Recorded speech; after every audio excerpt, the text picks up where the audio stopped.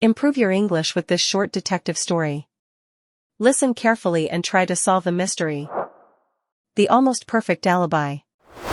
Melanie, if you look at that chocolate muffin with so much love again, I will have to call your dentist, Alex laughed. He was leaning against our food table, clean and happy. Be quiet, Alex, I said, wiping my forehead. I have been selling cakes for 4 hours. My brain is 90% sugar. Bring me something cold, or I will throw a donut at you. Your wish is my command, he smirked. He pulled a cold cup from behind his back. Iced caramel latte. Extra coffee, no sugar. I bought it because your face looked like a grumpy cat. Wow. Insults and coffee. You are a great friend. I took a big drink and felt much better. We were helpers at the University Spring Festival. The campus was alive with loud music, yellow balloons, and hundreds of people. Our tent was the most popular place on the square. But our peaceful break did not last long. Suddenly, Jessica, the main organizer, ran into our tent. Her face was completely white, and she could breathe only with difficulty. Guys! You have to help me! She cried, looking around the tent. Someone took the metal cash box from the main charity table. All today's donations are gone. What? Who was near the table? Alex asked, his face instantly becoming serious. I don't know. I ran to get more napkins for just 2 minutes, Jessica said, her hands shaking. But when I came back, the money was gone. We need to find it before the festival ends. Don't panic, Jess, I said, putting my coffee down. Alex, stop drinking my latte. We have a mystery to solve. Let's go. We rushed to the central square. A large crowd of students was arguing near the empty desk. In the middle of the crowd stood Oliver. Oliver was a senior ed student who spent all his time being jealous of Alex's high marks and my design projects. He loved attention, but nobody really liked him. Oliver did it. Jessica shouted, pointing her finger at him. I saw him walking right behind the cash table at exactly 18:15. Oliver just laughed and crossed his arms. He looked very relaxed. Jessica, you are stressed, Oliver said loudly so everyone could hear him. At 18:15, I was on the other side of the campus, enjoying a quiet walk. Look at my phone. Oliver held up his smartphone and showed the screen to the crowd.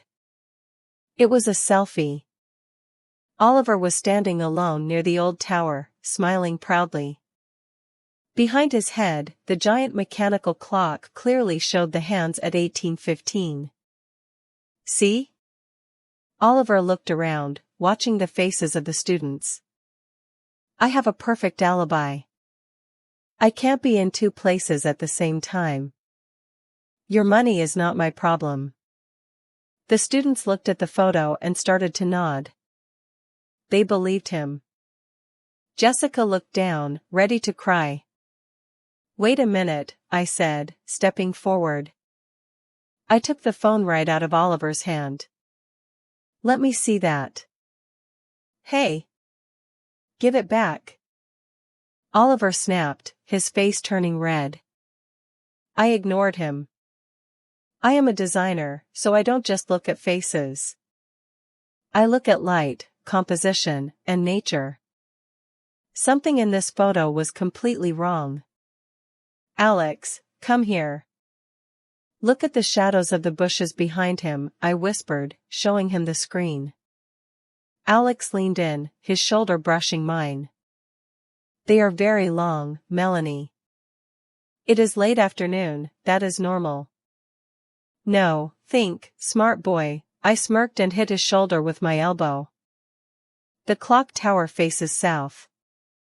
In the evening, the sun is in the west, so shadows must fall to the east. But look here. Oliver's shadow goes to the west.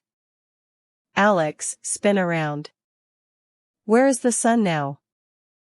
Alex actually stood in the middle of the path and turned around to look at the sky. A few students laughed. The sun is in the west now, yes, Alex said, rubbing his neck. So my shadow goes to the east. Exactly. I clapped my hands. But Oliver's shadow in the photo goes to the west. That only happens in the morning, when the sun rises in the east. This photo was taken at sunrise, not sunset. That is stupid. Oliver shouted, trying to grab his phone. It is just a photo. The clock says 18:15. And look at the flower shop window behind you, I added, showing the screen to Jessica. The shop has boxes of morning tulips on display, I explained to the crowd. Those flowers are very sensitive to heat. The flower corner only sells them between 6 o'clock and 9 a.m., and then they hide them inside. At 6 o'clock in the evening, that window is always completely empty. We all know that. Oliver froze. His proud look disappeared, and his eyes became wild. This is an old mechanical clock, Oliver, Alex said, taking a step closer to him. It does not know AM or PM. It has a simple 12-hour face. At 18:15 in the evening, the hands look exactly the same as at 6:15 in the morning. You came to the campus early this morning, took this selfie, and saved it. Okay, fine. Yes. I took the photo this morning. Oliver suddenly shouted, his face dark with anger. He stepped back, but everyone was looking at him. He pulled a thick stack of cash out of his jacket pocket. I took the money. Are you happy now? Oliver, why? Jessica gasped, looking at the cash in his hand. It was for charity. Because I am tired of them. Oliver hissed, pointing at Alex and me. Every day it's Melanie's amazing designs or Alex's perfect codes. Everyone loves you. I wanted people to look at me for once. By stealing charity money? Alex asked quietly. I wasn't going to keep it. Oliver shouted, trying to defend himself. His voice was shaking. I had a plan. I wanted to hide the money, wait for everyone to panic, and then find it on the path. I wanted to bring it back and be the hero. I wanted everyone to applaud me today, not you. Oliver glared at us, his fists clenched. He was furious that his big moment was a total disaster. He threw the stack of cash onto the table. Take your stupid money, he muttered, looking at his shoes. He turned around and walked away fast, hiding his face from the other students. Nobody followed him. Jessica quickly grabbed the cash and counted it. It's all here. Every dollar. Thank you so much, guys. The festival was finally over, and the campus was becoming quiet and dark. Alex and I walked slowly toward the gates, completely exhausted but happy. Well, Alex said, taking a sip of my leftover coffee. Your eye for morning tulips is dangerous, Melanie. You are a scary detective. Remember that next time you try to argue with a designer about colors, I laughed, bumping my shoulder against his. Alex stopped under the street lamp and looked at me with a playful smirk. A mini investigation? He asked. Closed.